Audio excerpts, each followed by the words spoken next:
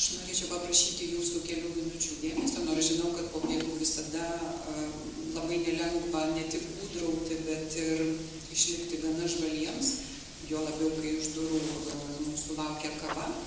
Bet per kelias minutės norėčiau su jumis pakalbėti apie valstybinės lietuvių kalbos komisijos administruojamą ir su kitomis valstybės institucijomis kaupiamą, tvarkomą Lietuvos Respublikos terminų banką, kuris galėtų būti potencialus išteklius kalbos terminijos išteklius reikalingas ne tik šiaip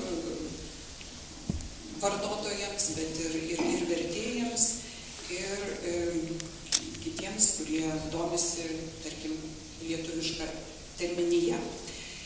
Jeigu pasakyčiau, kad terminų banko idėja ėmė materializuotis iš pradžių įstatymo projekte, Lietuvos Respublikos terminų banko įstatymo projekte 2003 metais, tai jūs iš karto matyt man pasakytumėte ir suprastumėte, koks buvo tikslas. Prisiminkime, kuo tuo laiku gyveno Lietuva. Tai buvo, mes rengėmės stoti į Europos Sąjungą, buvo milžiniškas srautas įvairių vertimų ir be jokios abejonės kontekstas buvo milžiniškas poreikis terminijos, atitikmenų kitomis kalbomis, lietuviškos terminijos, kad būtų galima kokybiškai išversti tekstus. Taigi terminų bankas ir buvo iš pradžių sumanytas kaip pirmiausia valstybės institucijų, tokia bendra informacinė sistema, terminijos informacinė sistema, kuri padėtų užtikrinti kokybišką visų pirma teisės aktų terminijos vartojimą, lietuviškos terminijos vartojimą ir, aišku, padėtų dorotis su vertimo poreikiais. Bet terminų bankas neapsiriboja vien tik tai teisės aktais. Prie šitos informacinės sistemos gali jungtis kaip terminų teikėjai ir kiti, ir juridiniai, ir fiziniai asmenys, ir teikti savo terminus.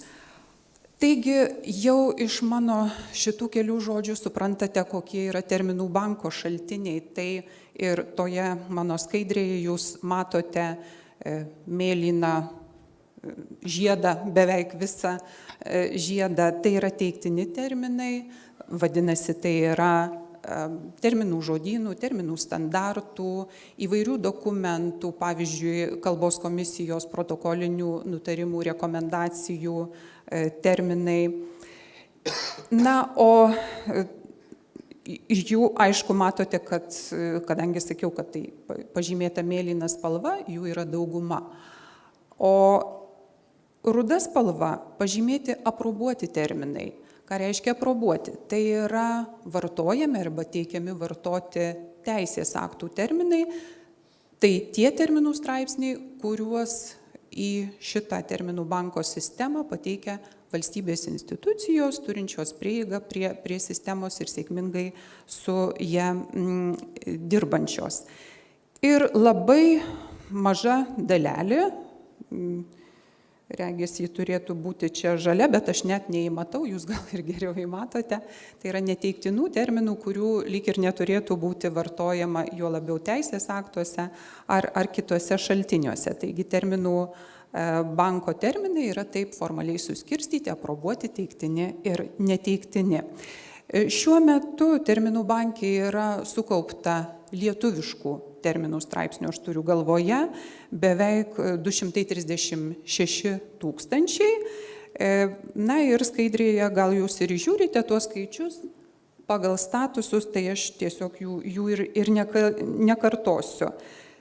Šiuo metu į terminų banką yra įtraukti 36 įvairių sričių terminų žodynų duomenys, pirmenybė teikiama aiškinamiesiems žodynams ir be abejo, ieškodami jūs rasite dažniausiai termino straipsnį, kuriame yra ne tik terminas, ne tik atitikmenys kitomis kalbomis, bet ir apibrėžtis, tai yra paaiškinta ir sąvoka.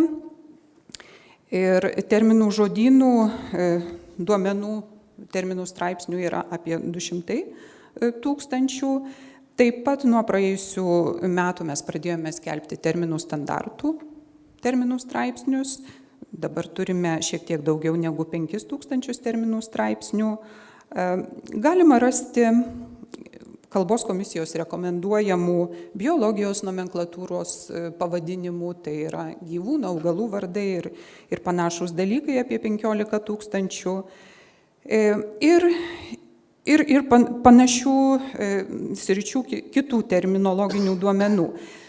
Absoliuti dauguma teiktinų terminų straipsnių be jokios abejonės turi bent vienos, kurios nors kitos kalbos, ne lietuvių kalbos, atitikmenų.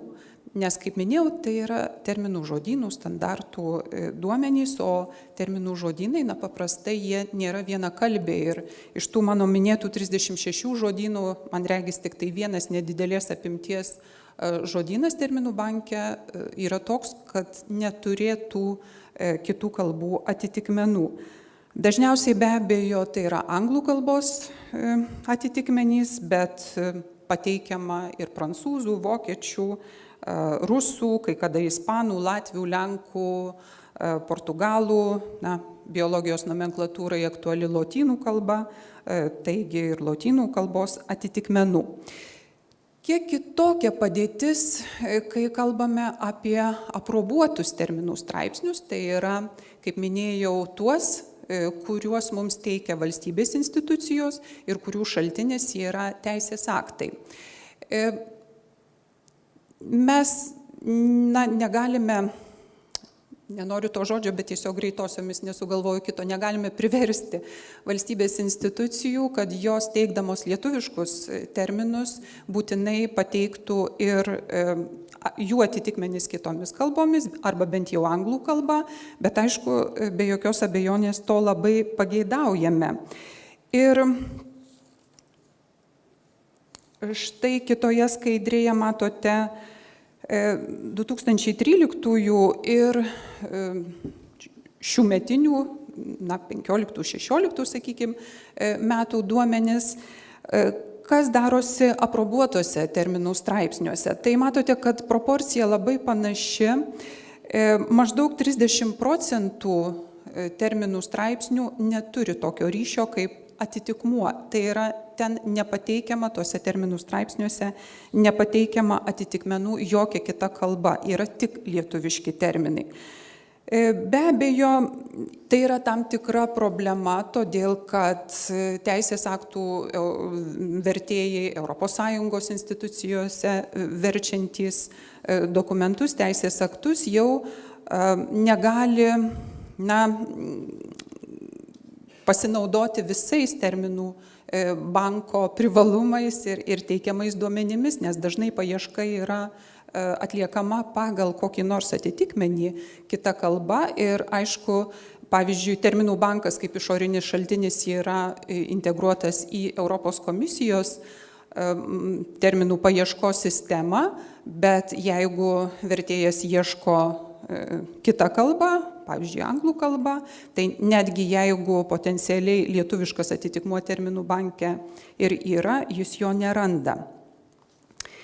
Tai štai viena problema būtų tokia, kaip paskatinti valstybės institucijas teikti teisės aktų terminų straipsnius, bet nepamiršti įrašyti ir kitų kalbų atitikmenų, juo labiau, kad labai dažnai tai yra atitikmenys ES teisės aktuose, bendruose teisės aktuose ir nėra taip sunku jų surasti.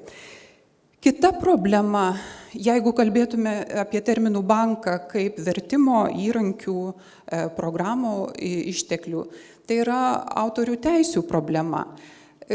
Kalbos komisija gali laisvai dalytis aprobuotų terminų straipsniais, tais, kurie yra skelbiami teisės aktuose, bet to mes visai negalime pasakyti apie terminų žodynų, terminologinius duomenis. Todėl, kad kalbos komisija gauna terminų žodynų duomenis pasirašydama atskirą sutartį su tų žodynų leidėjais ir rengėjais ir įsipareigoja tomis sutartimis neperduoti duomenų kitiems asmenims. Taigi mes esame varžomi šiek tiek autorių teisių ir matyt, kad tai ne vien kalbos komisijos problema ir matyt šitą problemą reikėtų spręsti galbūt šiek tiek aukštesnių lygmenių.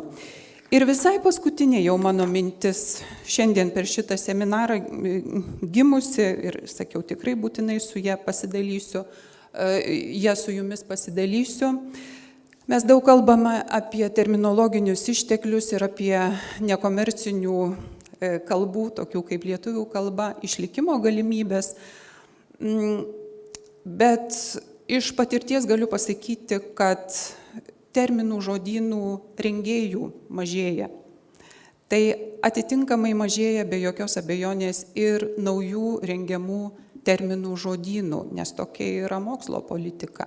Jeigu ir straipsniai, monografijos nerašomos lietuvių kalba, nerengiami terminų žodynai, kuriuose rastume ir lietuviškų terminų, ir jų atitikmenų kitomis kalbomis, tai kaipgi mes tą terminologinio ištekliaus gyvavimo ciklą pradėsime, nuo ko pradėsime. Pavyzdžiui, iš labai naujų mokslo sričių, iš labai sparčiai besiplėtojančių mokslo sričių, juk terminijos šaltinių mes iš tiesų neturime. Tai aš manau, kad čia daug vertėtų pagalvoti ir mokslo politikos formuotojams, kaipgi ta nekomercinė lietuvių kalba toliau galėtų funkcionuoti kitų didesnių kalbų kontekste. Labai ačiū uždėmesį. Ačiū.